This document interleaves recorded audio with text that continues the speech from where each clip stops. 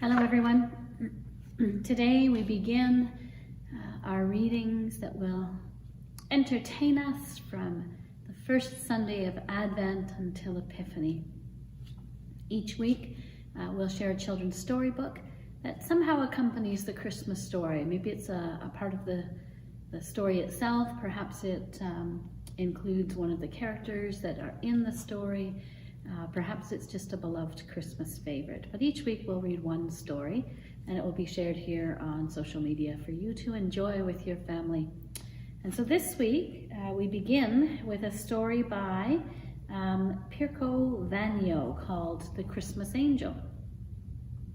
And we're beginning a story with an angel because the gospel passage in this week talks about an angel and because Mary was visited by an angel, which kind of kick-started the whole journey to Bethlehem. And so this week we're talking about angels.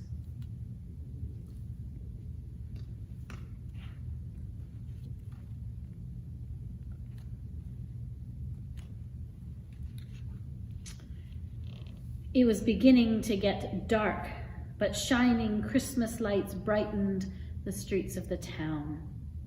Maria waited outside while her mother was shopping. She wanted to look at all the lights. They turned into stars when she squinted her eyes. She noticed across the street a window filled with toys, and she went closer to have a look.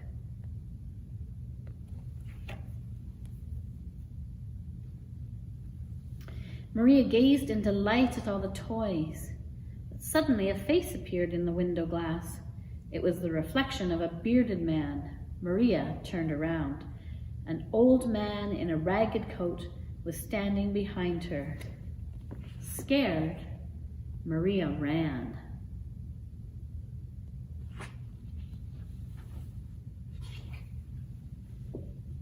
"Where have you been, Maria?" asked her mother crossly. "You were supposed to wait for me right here. You might have been lost in this big crowd." Maria was out of breath. "I saw something." I know. You saw all the toys you'd like to have. Come along now." "But I saw—" "We must hurry, Maria. Grandma's expecting us." Tonight, Maria and her grandmother were going to bake special Christmas cookies. What Maria liked best was icing and decorating them. They baked hearts and stars and moon and angels, so many that there was hardly any room left on the kitchen table for their supper.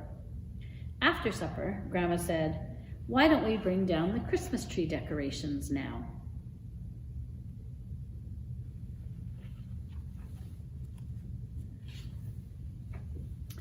They climbed the stairs to the attic, and inside a big old trunk, underneath the glass baubles and the star for the tree, Maria found a little package wrapped in tissue paper. It was an old music box with the figure of a little girl on top. "I was given that when I was your age," said Grandma. "She's so pretty," said Maria. "She looks like the angel in the window at church, but of course she doesn't have any wings." Grandma smiled. "I've heard it said that real angels are born without wings. They have to earn them by doing a good deed." "But how can a China angel do a good deed?" Maria asked, studying the music box. "Maybe someone has to do it for her," suggested Grandma as she brushed the dust off the little figure's dress and carefully put the music box back in the trunk.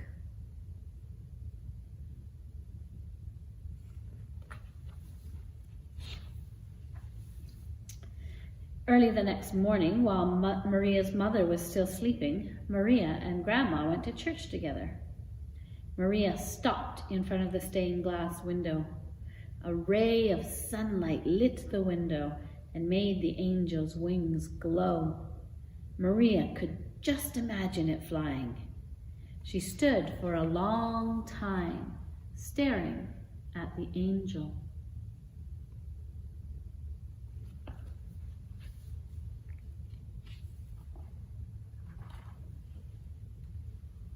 They walked home through the park, and Maria saw the old man there sitting on the grass in the snow. Maria squeezed Grandma's hand. "I saw that man before, in town," she whispered. "Poor old man," said Grandma, sighing. "To think of him sitting out here in this cold weather. Doesn't he have any home?" "I don't think so." "But he's feeding the birds. Where did he get the bread?" "I expect he searches for things to eat." "You mean he has to search for food?" asked Maria, horrified. "Even at Christmas?"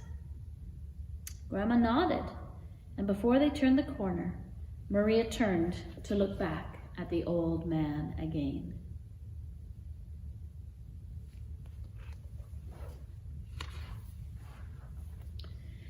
Maria's mother was in the kitchen when they got home. She had found a big glass jar for the cookies Maria and Grandma had baked the night before.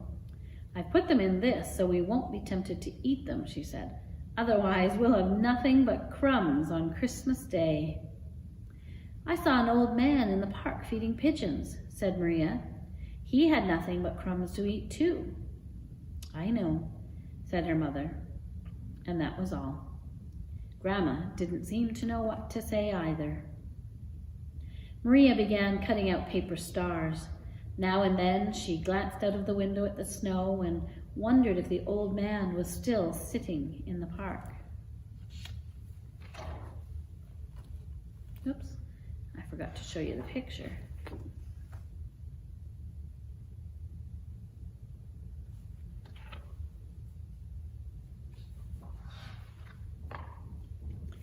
Maria couldn't get to sleep. She had so much to think about. She thought of the toy shop window with all those lovely toys, but the old man kept coming to her mind as well. And then she thought of Grandma's music box with the wingless angel perched on it, and she remembered the big angel in church.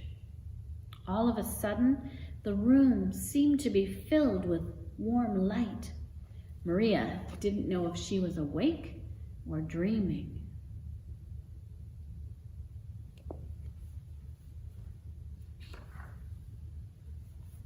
The next morning, Maria got up early. Very quietly she went downstairs to the kitchen, and very quietly she pushed a stool over to the counter, climbed up and lifted down the jar. She took out all the cookies shaped like angels and she put them in a paper bag. She fastened the bag with some of her paper stars and put it in her coat pocket. Then Maria switched on the light and bustled about setting the table for breakfast, being sure to make a lot of noise. Soon, her mother came into the kitchen. "Well, you're up early," she said. "I suppose you were too excited to sleep because it's Christmas Eve." "Yes. Well, no. I wanted to go and feed the pigeons." "Very well," said her mother, and she gave Maria some old crusts of bread.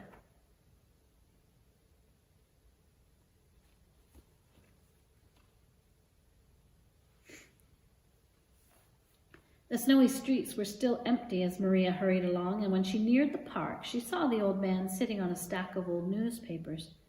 Quietly, she went closer, brought out the bag, and quickly put it on the man's lap. When the old man looked up, Maria had already run away.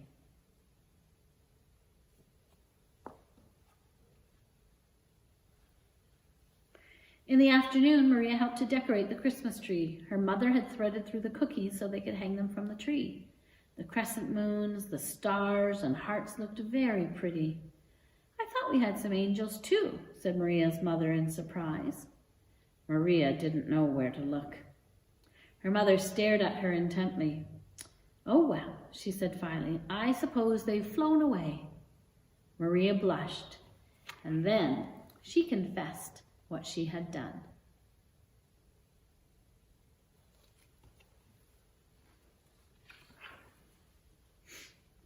Later that evening, they lit the candles on the tree and they sang carols, and Grandma read a story, and then Maria was allowed to open her presents.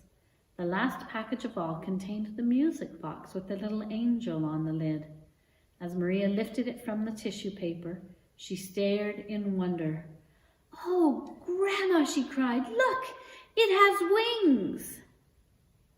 Grandma studied the angel carefully. "How extraordinary," she said, shaking her head. And then she smiled at Maria. "I expect someone did a good deed for her."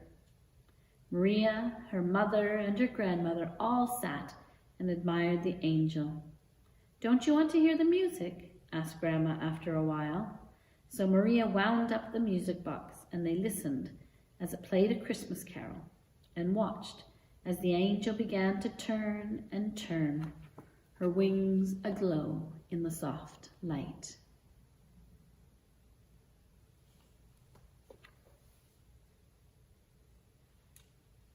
And that is the end.